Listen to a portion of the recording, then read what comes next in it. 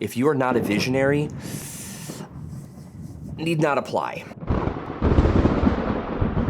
So, guys, I was on LinkedIn last week and scanning a few posts, as I will do, while I'm also checking my network, seeing if I'm, being liked or whatever. One of the posts was regarding Jeff Sutherland's practices with hiring product owners, and I was very interested in this. So, a little tidbit here: he has a handful of companies that he's either part of, or he runs, or is a co-founder of, and he believes in practices. And as a co-founder of Scrum, I think we want to maybe listen to this advice, or at least this practice, that he will seek out the best product managers he can find and then hire them as product owners and getting them to integrate with the rest of the Scrum team. The best product managers. And in a sense, this post then goes on to reference that there are no product managers in a Scrum environment. There's product owners that are amazing product managers. That's the point. And so, kind of full control of budget. It's the CEO says, "You're the one. Here's the keys. You own it." It truly has that sense of ownership. I kind of like that. There was also I followed the rabbit trail because, of course, I'm like, ooh, this is good. And I followed the rabbit trail to a post from December of 2023, in which he has even a further communication about product ownership as it was originally intended, from the inspiration of the chief engineer concept in Toyota. So back in the day when there was the inspiration for this accountability, as we call it now, but that role, it was derived from somebody with a tremendous amount of expertise, clout, and authority. It wasn't somebody who was just like, gosh, we need to tag somebody with the title. Anyway, I found that really engaging and good because I feel like there's a lot of dilution around product ownership. I'm kind of curious, Jason, I know you've got some thoughts on this too. I've really seen people struggle in the accountability of product owner, and to some degree, not really of their own making, because I've seen companies just sort of take a look at Scrum and say, okay, we want to do this, use this framework called Scrum. Scrum requires a product owner.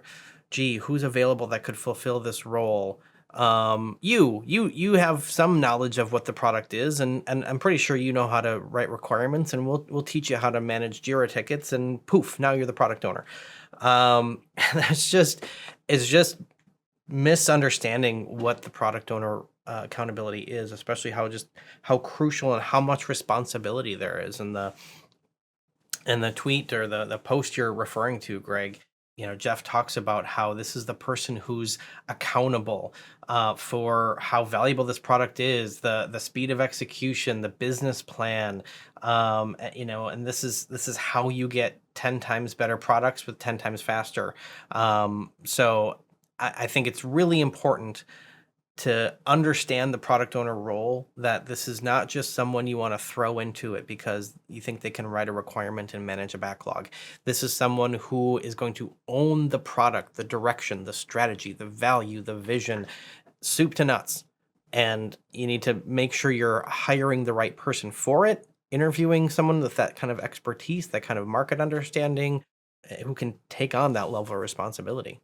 Yeah, and I'd love to take that even further. I mean, we kind of know generally what we're looking for, but let's say we were going to come up with a job description. So we've already done a video on this subject. We probably have a post on the website about it. So check the links in the description, and we'll probably put a link up here somewhere for you to check those out too. But I just want to go over a couple of key things you'd want to put in a job description if you were to actually try to hire one. I've seen some pretty lousy ones. I mean, like, product owner must be able to handle multiple priorities at the same time. That's exactly the opposite of what you're looking for. You're looking for somebody who has a sense of direction and can filter out the noise and focus on the most important things one at a time. So with that said, you're looking for somebody who's able to maximize value of a product. They are going to be given that responsibility. So that should be the first thing you talk about in terms of an overview of what this job looks like. Able to maximize value, able to identify product vision, able to manage a product backlog, and of course, manage stakeholders, because they're going to have stakeholders that are just all over the place in what their needs are, and they're going to have a backbone and sometimes make some decisions about which stakeholders we're going to work with now, which ones we're going to have to kick down the road a little bit in terms of their requests. But some key responsibilities are, one, product vision. If you are not a visionary,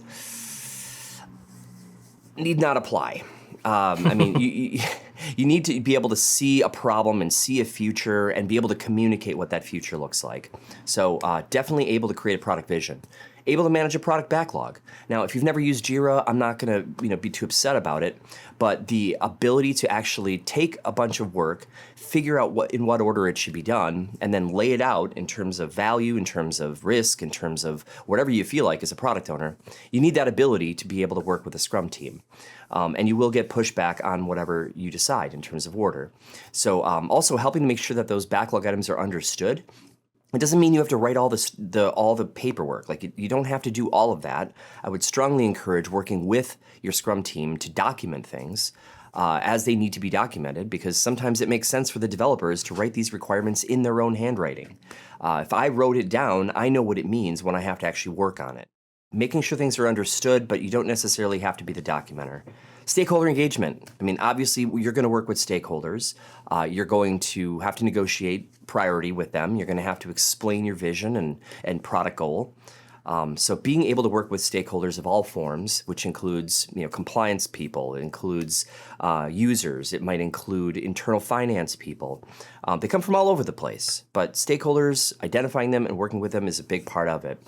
You're going to attend Scrum events like sprint planning. It's really helpful to understand what a sprint planning is, and better yet, understand what Scrum is. Product owners who don't know Scrum often don't play ball. They don't know that they need to come to the review. They don't know that they need to be involved with the team over time and help them refine. They don't come to planning. And now you got a big disconnect. And with a big disconnect, I expect to be surprised by the increments that your Scrum teams produce. So in terms of skills, I mean, literally they should have probably taken a Scrum class or at least read the Scrum guide and have a good understanding of it. Do they need to be certified? I'm not going to make a decision on that. I mean, our company basically does classes that lead to certification, so I think it would be biased for me to say yes with absolute certainty, but you're really just looking for people who understand this stuff. And oftentimes people who are certified have validated that they understand this stuff. So, I mean, those are a couple of the major things that I would be looking for in a job description. Like I said, we'll link to a job description in the video. Check the description down below and check the next video that should be coming up here.